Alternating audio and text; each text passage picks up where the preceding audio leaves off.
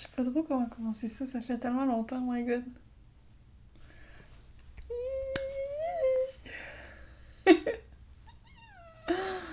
Ok.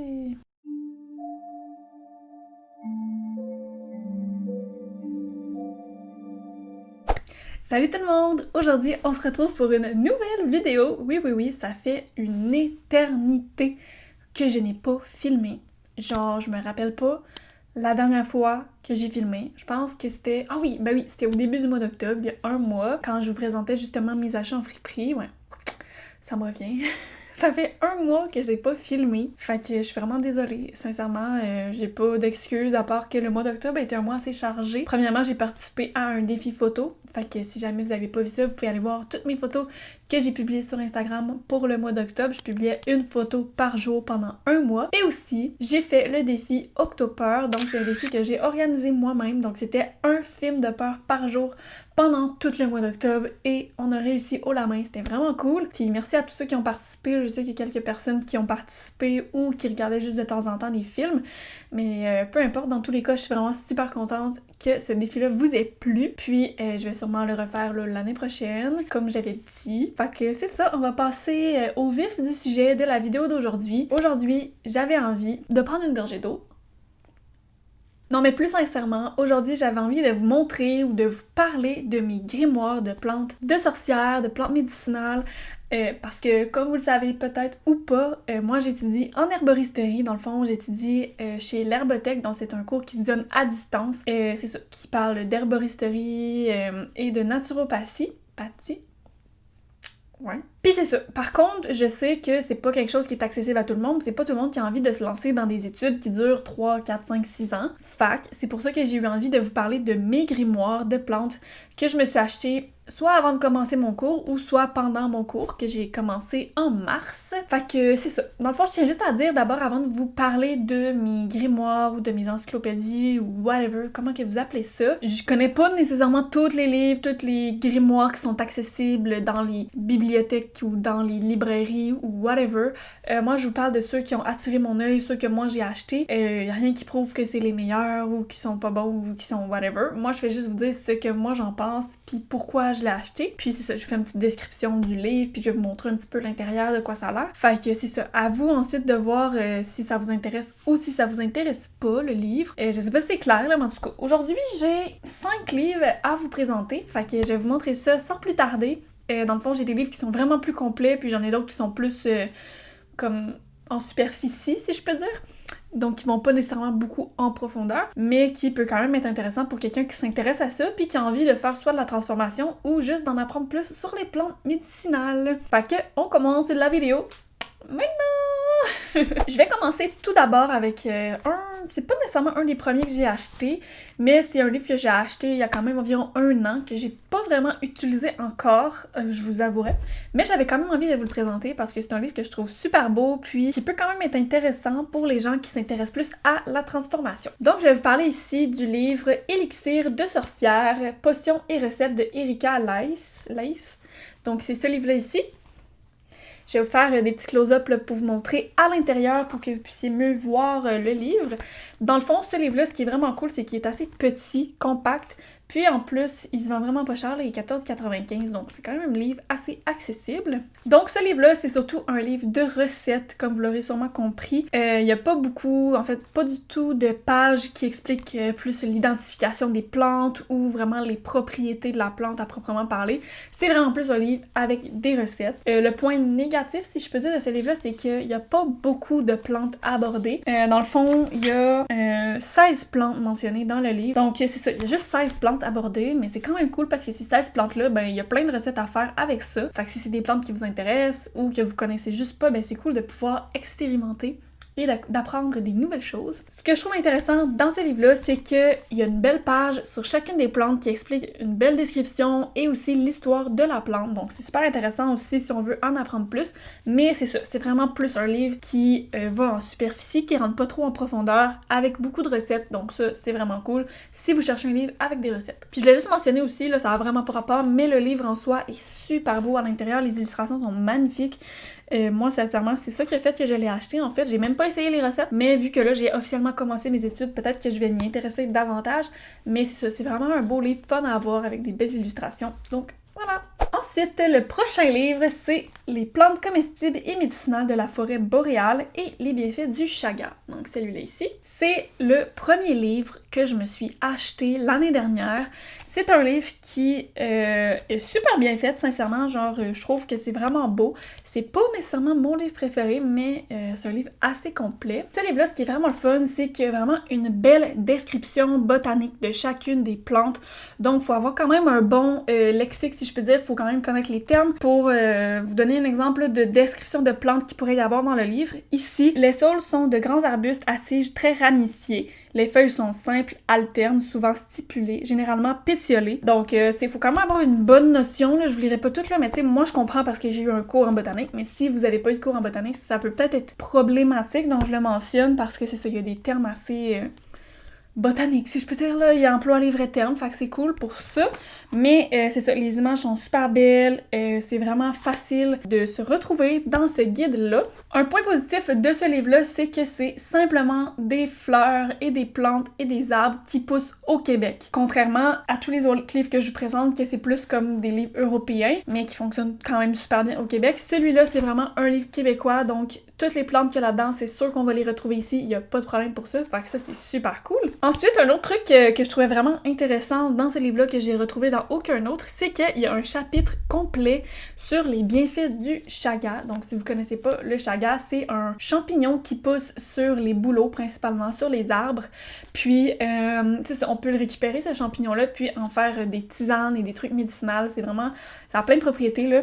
Donc, c'est super cool parce qu'il y a vraiment un chapitre complet sur ça, puis sur l'utilisation et la transformation du chaga. Donc, très, très intéressant. Et ensuite, ce qui peut être cool aussi, c'est qu'il y a quand même un bon chapitre aussi sur des recettes super originales à faire, que ce soit culinaire ou vraiment des transformations médicinales pour les usages thérapeutiques. Fait que voilà!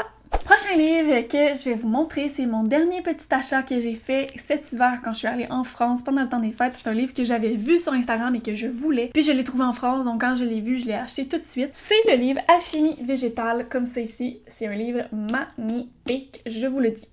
Donc ce livre-là, ce qui est vraiment cool, c'est que c'est un livre qui présente des plantes et des façons de vivre, des façons de faire des transformations qui correspondent au fil des saisons. Donc ça, on retrouve vraiment pas ça dans les autres livres. Ce qui est cool, c'est que c'est vraiment ça, sa force, c'est que ça parle vraiment de tout ce qu'on peut faire au fil des saisons. Donc hiver, printemps, été, automne, vous comprenez.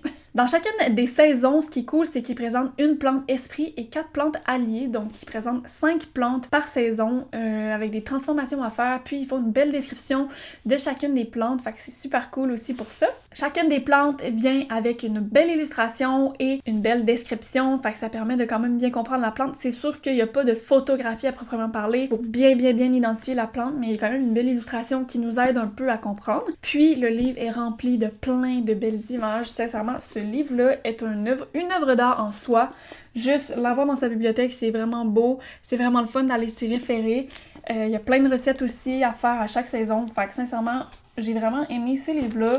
Super agréable à lire aussi. Puis même si vous voulez, je peux vous conseiller de le lire aussi au fil des saisons. Donc lire le chapitre été quand c'est l'été, printemps quand c'est le printemps, etc.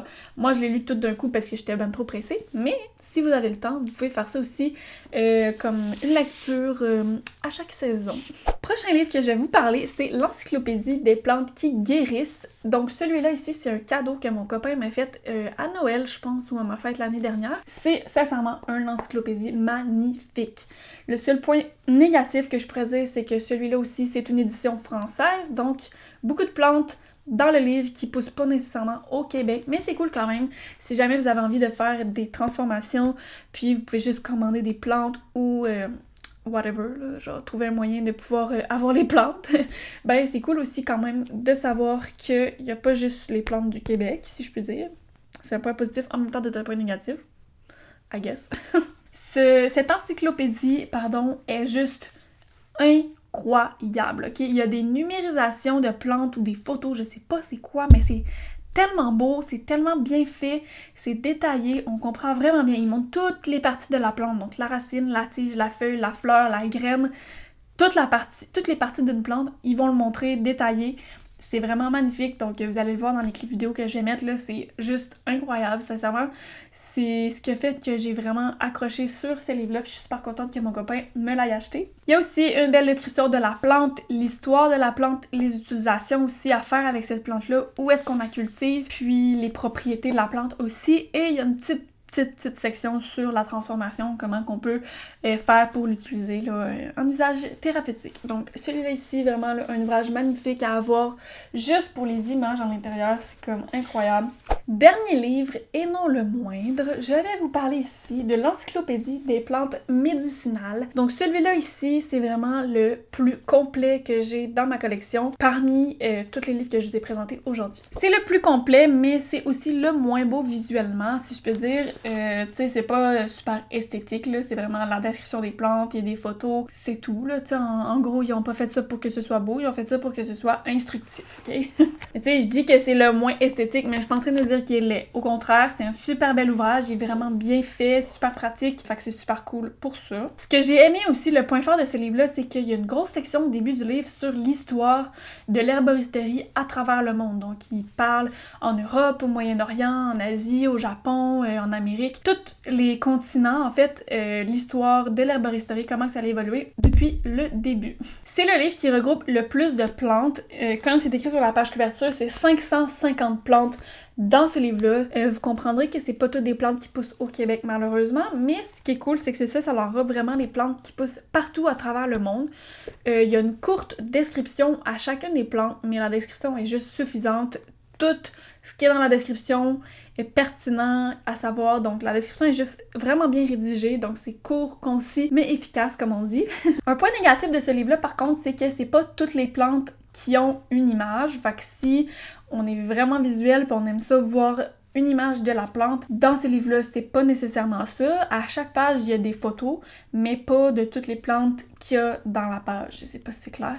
Mais ouais, c'est moins visuel comme encyclopédie comparativement à l'herbier que je vous ai présenté juste avant. Puis ce que j'ai oublié de dire aussi par rapport à l'herbier, dans celui-là ici, c'est qu'à la fin du livre, il y a un lexique, donc avec des termes d'herboristerie que peut-être pas tout le monde comprendrait.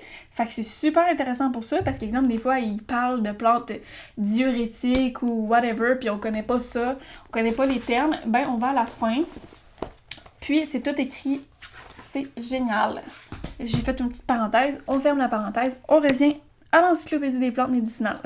Aussi, ce que j'ai trouvé cool dans celui-là ici, qu'il n'y a pas dans les autres, c'est qu'à la fin, il y a une belle section sur la culture des plantes, sur la récolte, la transformation, puis sur, c'est ça, toutes les transformations médicinales, vraiment détaillées avec des images. Donc, il explique comment faire un vin médicinal, comment faire une teinture, comment faire whatever. Tous les trucs, c'est vraiment cool parce que c'est écrit à la fin. Fait que c'est pas mal tout pour toutes les encyclopédies puis mes livres que j'ai achetés qui n'ont pas rapport avec mon cours en herboristerie. C'est sûr que depuis que j'ai commencé mon cours, ben j'ai arrêté de m'en acheter vraiment à côté parce que je me suis dit que pour le moment ça servait à rien. Ce que j'aimerais m'acheter éventuellement, c'est un beau guide d'identification pour m'aider lorsque je vais faire ma cueillette sauvage et des choses comme ça. Fait que si jamais vous avez des beaux livres d'identification, des guides d'identification, pardon, à me suggérer, n'hésitez pas à le dire dans les commentaires, ça va me faire plaisir, je vais aller voir ça. Puis peut-être que je vais trouver qui c'est mon prochain guide d'identification. Fait que j'espère que vous avez aimé ça, j'espère que les livres que je vous ai présentés vous ont donné envie de soit vous intéresser à l'herboristerie ou de soit vous acheter un nouveau livre pour vous permettre d'élargir vos horizons. Je voulais faire une belle petite partie de vidéo aussi où est-ce que je répondais à vos questions par rapport à mon cours en herboristerie. Je vous avais demandé ça sur Instagram, par contre, il y a juste personne qui m'a envoyé des questions, fait que fail total. Mais si jamais vous avez des questions par rapport à mon programme, n'hésitez pas dans les commentaires encore une fois. Ça va me faire plaisir de répondre à toutes vos questions concernant mes études en herboristerie. Puis sinon, j'ai pas mal fini la vidéo. Fait que nous, on se retrouve dans une prochaine vidéo. Bye bye!